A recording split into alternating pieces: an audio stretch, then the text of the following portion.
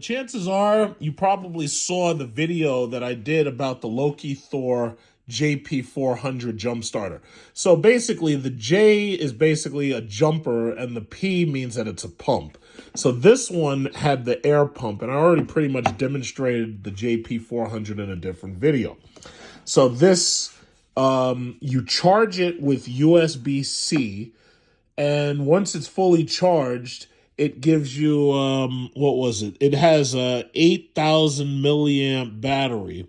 And the thing about it is once it's fully charged, this one is able to deliver a starting current of 1,500 amps or a peak current of 2,500 amps, right? So this is the JP400. Now, the reason why I like this one mostly is because this one has the tire pump. So that means that you have two uses out of it.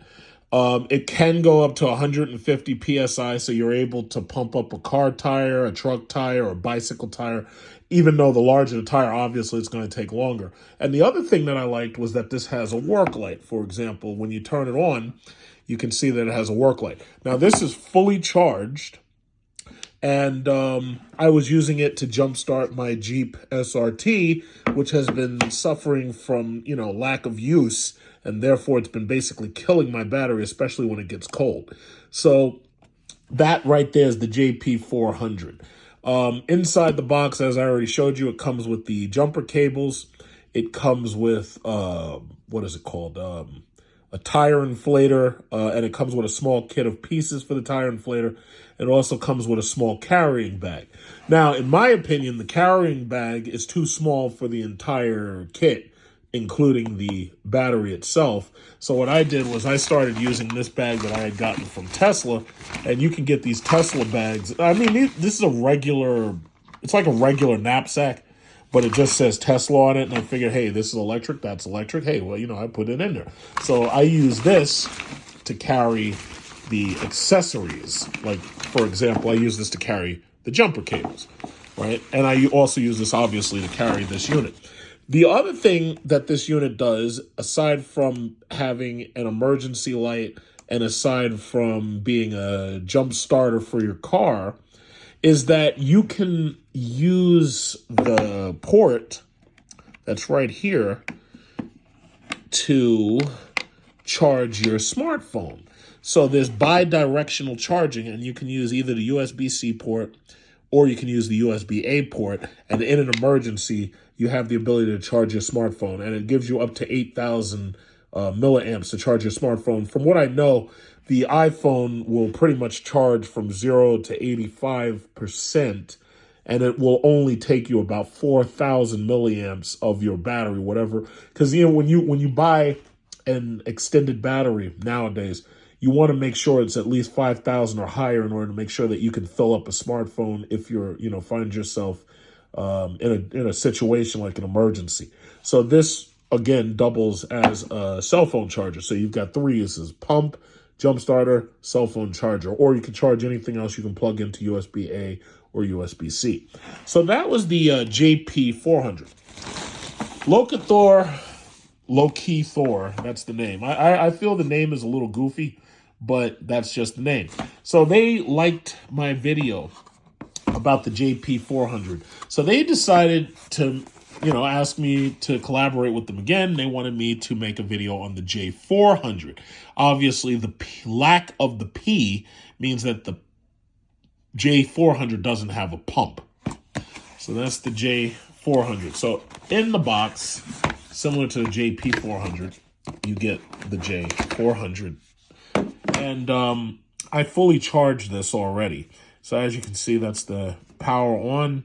And it has the tester, voltmeter information. If you plug this to your battery, it will basically tell you exactly where the battery is. So if you only got like 7 volts in the battery or the voltage is low, it'll pretty much tell you exactly where the battery is. There's also obviously the light button right here, but the difference is this one has 2 light sections instead of just 1. So again, just for looks, this is the JP400, and as you can see, this is the light for it. Whoa, yeah, it's blinding, right? But when you actually use it in a dark situation, like if you're outside and it's raining like it is right now, you use it in a dark situation, that light is okay to help you, to make sure that you put the cables on your battery correctly. However, it's not as bright as this one because this one has dual lights. So when you turn this one on, yeah, you're getting blinded. Yeah, this one is just double the light, and, that might come in handy, especially if it's dark outside. So the difference with the J400 is the battery capacity is actually the same. They say it's 8,000 milliamps. The clamp out voltage is 12 volts, 16.8 volt max. So they claim that this is able to start a 6.5 liter diesel. They also claim that it's able to start a 8 liter engine that's a gas engine.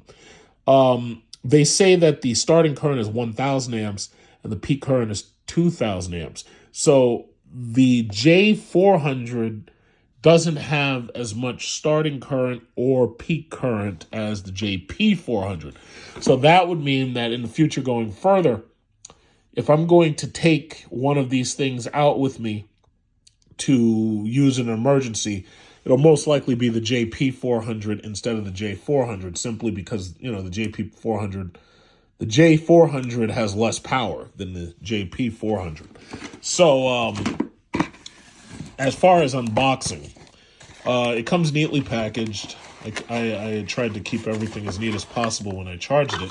It comes neatly packaged. You have your jumper cables. You have the USBc cable. They give you the exact same USBc cable. The USBc charging that the J400 has really asks you to fast charge it. So if you plug it into a slow charger that has a USB-C tip, you're going to probably see that it may not charge that fast or at all. So the safest thing to do and the best thing to do is just use a fast USB-C charger. And as I showed you, I have multiple GAN chargers that all charge at about 100 watts max total. So they have dual ports for USB-C, but they charge, if you only use one device, they charge at 100 watts total. But the system circuitry on both the JP400 and the J400 only allow the USB-C cable to charge them at about 14 watts. That's what I observed when I used the voltmeter on my cable. If you look at my video for the JP400, you'll see what I'm talking about. It only allows you to charge at about 14 watts. But that's more than enough to charge this from 0% to 100% in less than 15 minutes. So keep in mind, you're only charging about 8,000 milliamps. And when you figure 8,000 milliamps and you're doing that using USB-C, that really doesn't take that long. That's all that comes in the box. It's the jump starter, the USB-C cable, and of course the jumper cables. So I haven't really decided. I'm definitely gonna hold on to this because the problem is right now I'm having issues with my Jeep SRT's battery. In fact, if I tried to turn it on right now, which I'm gonna do to demonstrate the J400, it's not gonna start. So I'm going to have to use this in order to jumpstart it and get it running, which is a perfect test for the device anyway. But I can honestly say that if you have to make a choice to buy a jump starter, if I were you, I would go with the JP400 instead of the J400, specifically because of the pump. If you feel that you don't need a pump at all, if you just need a jump starter and you need it in the shop and you want to pay less money, I've noticed there's a ton of jump starters on Amazon. I would just take the J400 if you don't want to pay the extra money and you don't feel you need the pump. Me personally, you may remember I bought a Syntec battery charger that uses the old school lead acid battery. And it's old school. And the problem is you got to keep that thing charged like every, 30 days or something. You pretty much have to check these things just to make sure that they hold their charge. But for the most part, this is lithium polymer, just like this one. So these will hold their charge It's just that my lead acid battery in the Syntec claims that you have to charge it every 30 days in order to make sure that it stays within warranty. So I've talked for 10 minutes about this. So now I'm going to take it out and I'm going to demonstrate using it to jumpstart my Jeep SRT. And it just so happens to be raining and it's dark outside. So that actually gives you a second to appreciate the beautiful flashlight that they have on here. This is the situation. The car is completely dead. So when I open it up, you get nothing at all.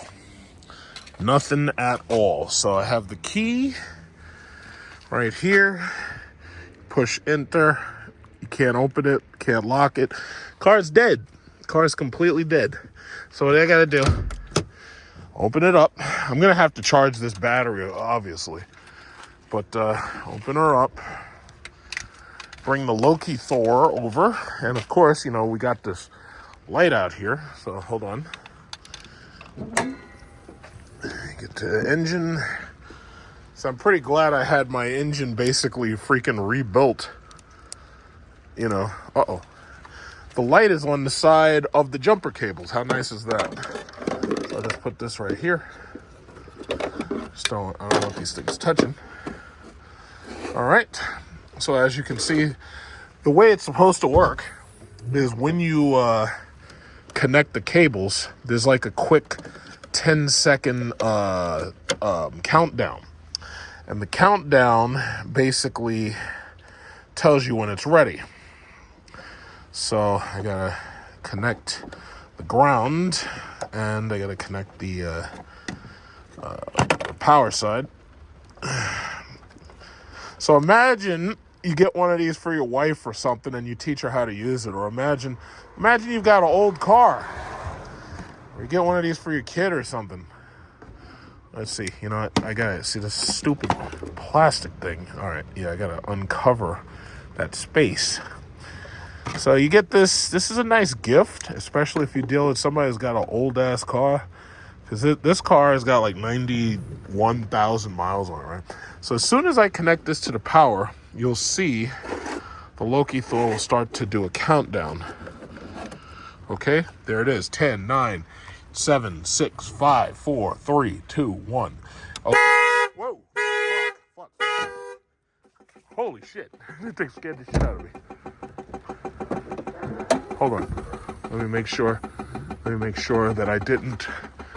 Uh-oh. I disconnected it. My fault. I disconnected it. Son of a bitch. All right, so it's going to do the countdown again. I got to get to the key. 2, 1, 0. There it is. Okay, got us.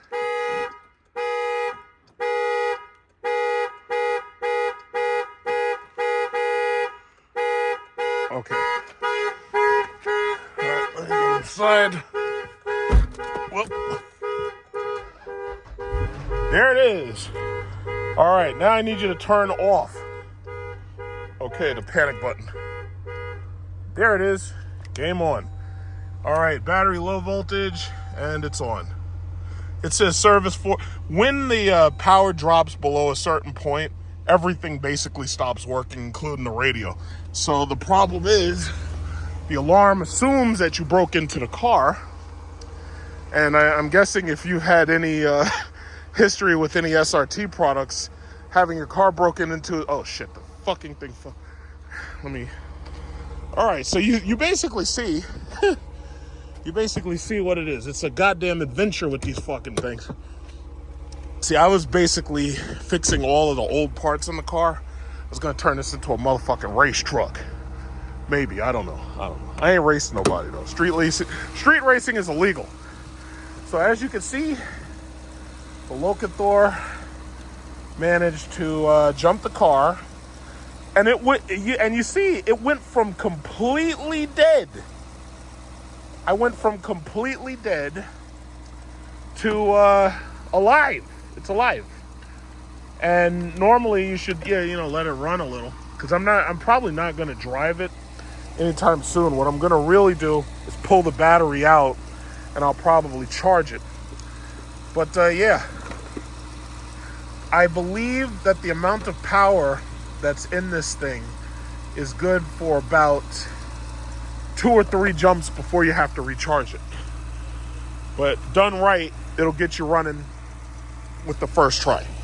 So that's basically what it is. So power's up, but as you can see, the battery still insists that there's a battery saver problem. The thing is dead. This battery, I still have my original Mopar battery, and I was using the Syntec charger to charge it. But long story short, the Syntec charger charged it. It said the battery was still good because it did a self-test on the battery. It said the battery was good. But long story short, you know, it's on, it's running. You know, my fuel is kind of low. I probably got to get more fuel eventually. But yeah, that was the situation. So that's my demonstration. And you saw, it was like the thing was completely dead. And then I was able to get it back running. So these things work. They work very well. And they're great to have in an emergency circumstance, or if you know that you're dealing with batteries that are old, or if you live in a very cold place. It's been about, 40 degrees. And as it gets colder, your batteries tend to lose their charge quicker. So basically, all I can say is if you live in certain cold climates, you're going to need one of these anyway, especially if you have like lawnmower equipments or stuff, and you know that you need to be able to jump them in a hurry. So yeah, that's basically it. So questions, comments, concerns, I will leave the information for buying the thing, where you can find it on Amazon. So if you're interested in buying one of these things, I think I gave a coupon code or whatever, and that's that. So you can definitely find it on Amazon. But if I were you, I would definitely probably get the JP400 just to make sure that you have the emergency pump just in case you need it. To be continued.